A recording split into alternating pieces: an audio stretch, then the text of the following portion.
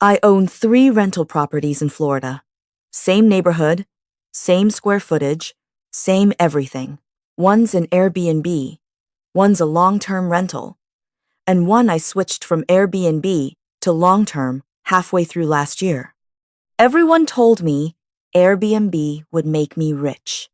The YouTube gurus, the Instagram influencers, the guys in expensive suits at real estate conferences, they all showed me spreadsheets with 5-figure monthly income. Passive income, they said. Financial freedom, they said. They lied.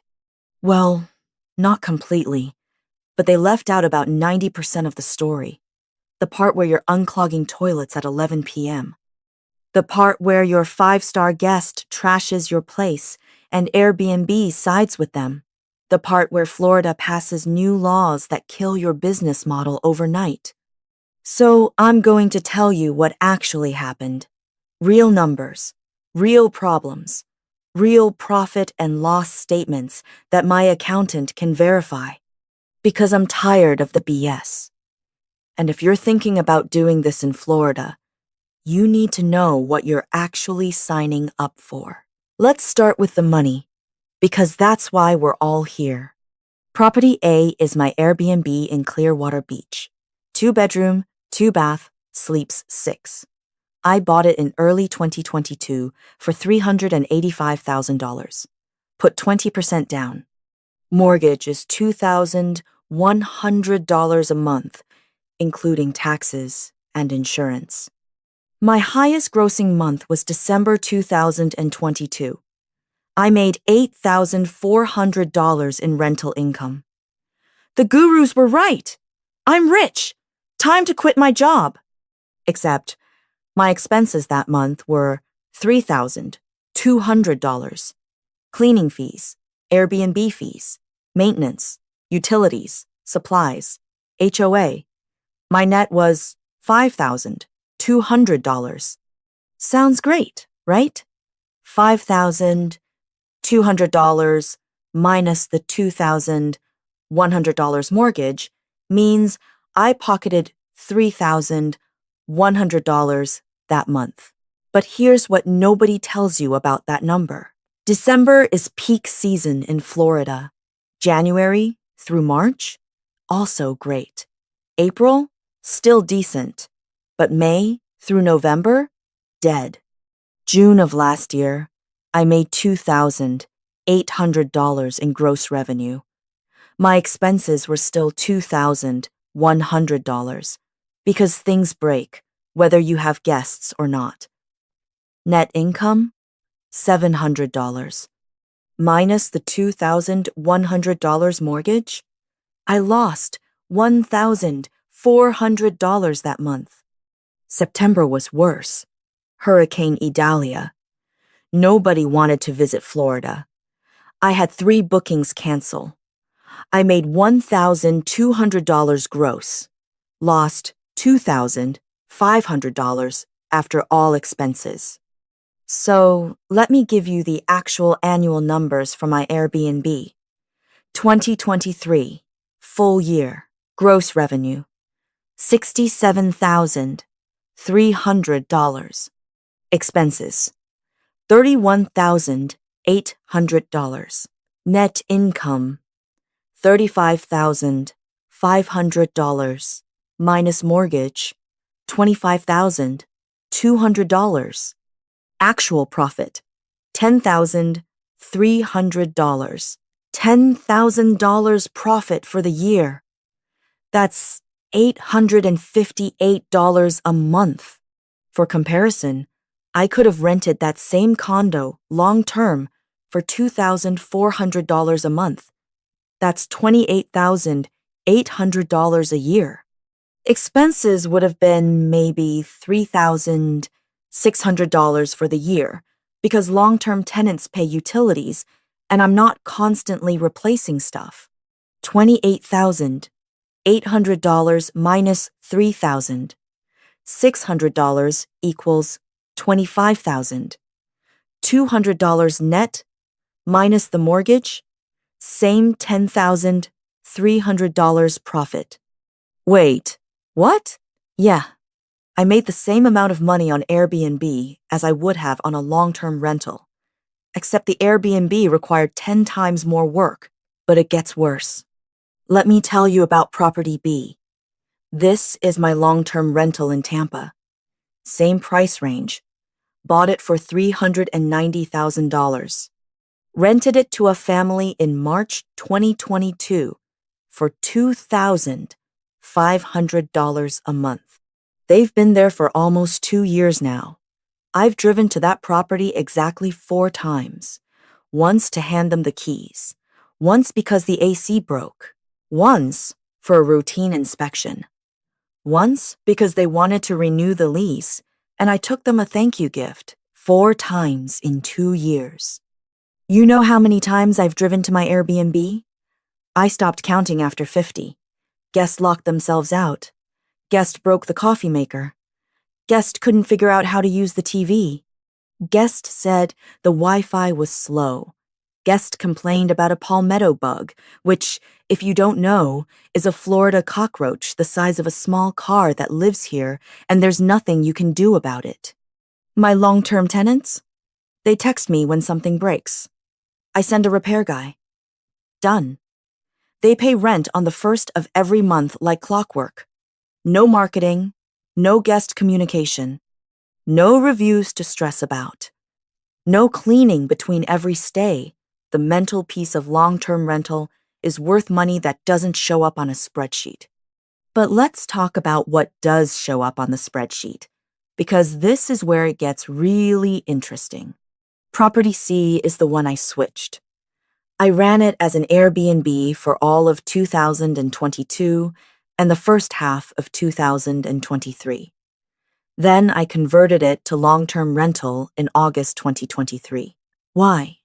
Because Florida changed the game, and nobody saw it coming. In 2023, my county changed the short-term rental regulations.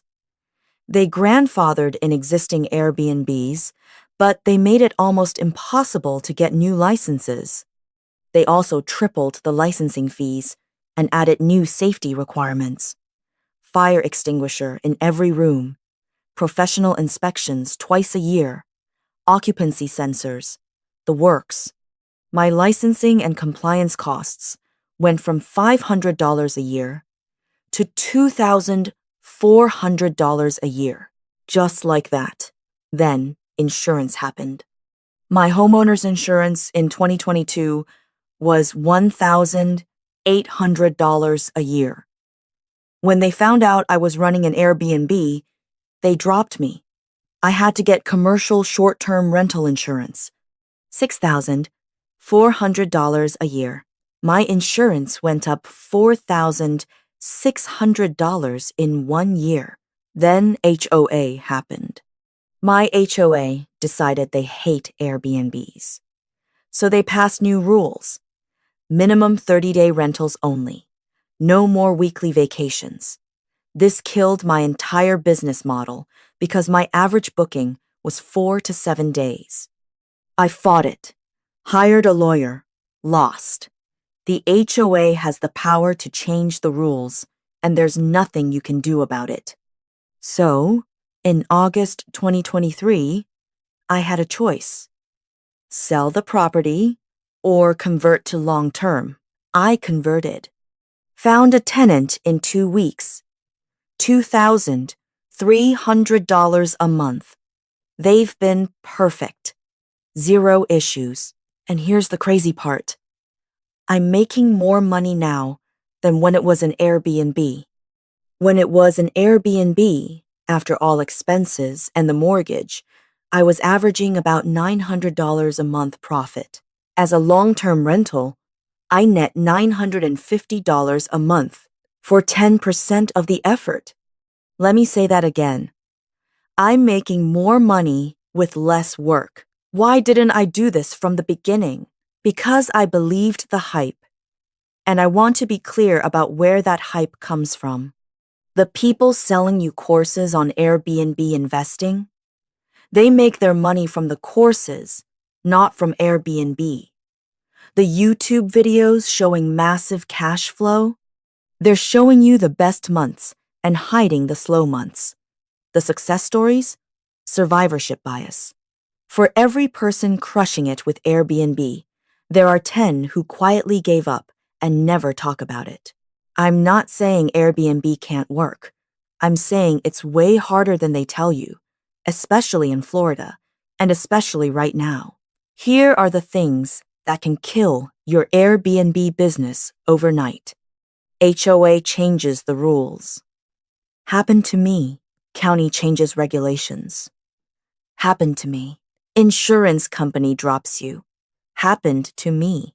Hurricane season scares tourists. Happens every year. Neighbor reports you for violating occupancy rules. Happens all the time. Bad review tanks your bookings. Almost happened to me. Guest damages property and Airbnb sides with them. Happened to my friend. $15,000 in damages. Airbnb paid $2,000. With long-term rental, none of these things matter.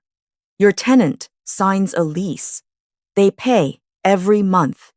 They can't leave a 1-star review because they didn't like the water pressure.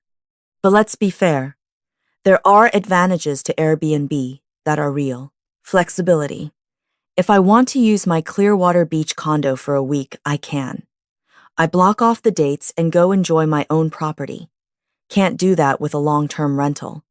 Potential upside. If you're in the right location at the right time, Airbnb can absolutely crush long-term rental income. Beachfront properties during peak season. Orlando near Disney. Miami during Art Basel. The numbers can be insane.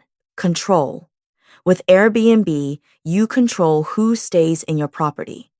Bad guest? You never have to accept them again.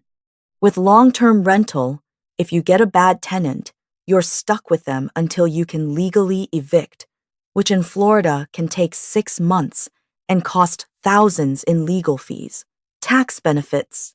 This is complicated and you need to talk to a CPA, but there are some tax advantages to short-term rentals that don't apply to long-term. Something about not being considered passive income. Again, talk to a professional. But here's my honest take after running both for 2 years. Unless you're in a premium location with year-round demand, or you're willing to treat this like a full-time job, long-term rental is better. I know that's not sexy. I know that doesn't sell courses. But it's the truth. Let me give you the actual time breakdown, because this matters.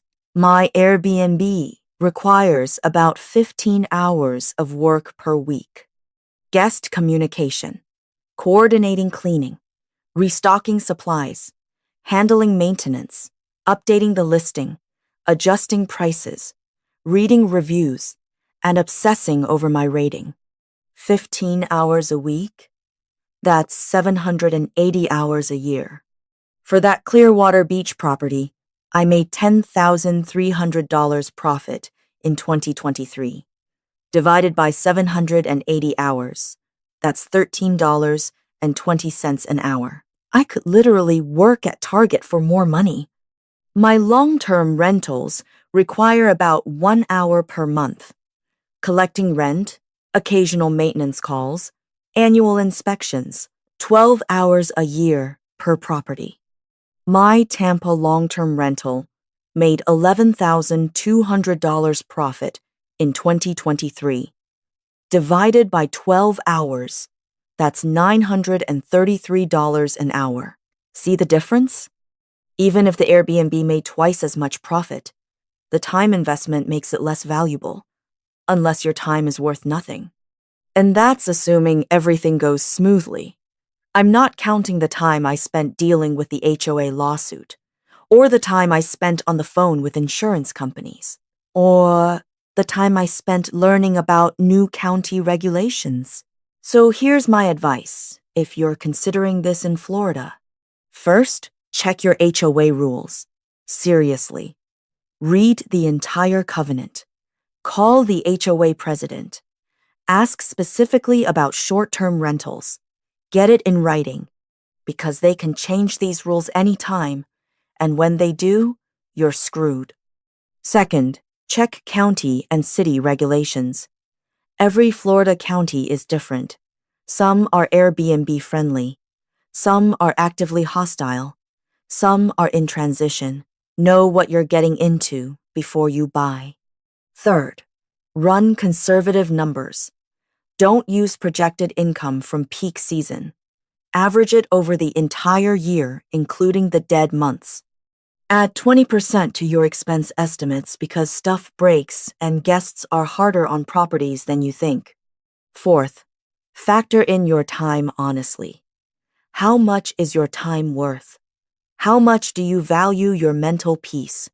Because Airbnb will test both. Fifth, have an exit strategy. What happens if the HOA bans short-term rentals? What happens if insurance becomes unaffordable? Can you sell? Can you convert to long-term? Don't buy a property that only works as an Airbnb. And here's the controversial thing I'm going to say. For most people, in most Florida markets, long-term rental is the better investment. I know that's boring. I know that won't get you excited, but it's what the numbers tell me. After 2 years of running both, the only people who should do Airbnb are people in premium locations with year-round demand, people who enjoy the hospitality business and don't mind the work, people who have the time to actively manage it or money to hire professional management, people who can afford to lose money during slow months. Everyone else should seriously consider long-term rental. Now, I'm not giving up on my Clearwater Beach Airbnb yet, because I do use it personally and I do enjoy having that option. But if my HOA changes the rules tomorrow, I won't fight it. I'll convert to long-term and probably make the same money for way less stress. The rental property game in Florida is changing fast. Insurance costs are skyrocketing. Regulations are tightening. The easy money period is over. The people who will win going forward are the ones who run conservative numbers, understand the real risks, and don't believe the hype from people trying to sell them something. I spent 2 years and about 800 hours learning these lessons. I made mistakes. I lost money. I stressed about reviews and difficult guests and HOA letters. And my conclusion is simple. Long-term rental wins for most people in most situations. It's not as exciting as watching YouTube videos of people showing off their Airbnb empires, but it's real, and it works, and it lets me sleep at night. So that's the brutal truth. Same neighborhood, similar properties, completely different results based on how I rented them. If you're doing Airbnb in Florida and crushing it, genuinely happy for you. Keep doing what you're doing. But if you're thinking about getting into this game, I want you to have realistic expectations. Run the real numbers. Count the real hours. Understand the real risks. Because the difference between what they tell you and what actually happens is the difference between financial freedom and a very expensive second job. Comment below. Are you team Airbnb or team long-term rental? And if you're running either one in Florida, what's your experience been? I read every comment, and I'm genuinely curious if my experience matches yours. See you in the next one.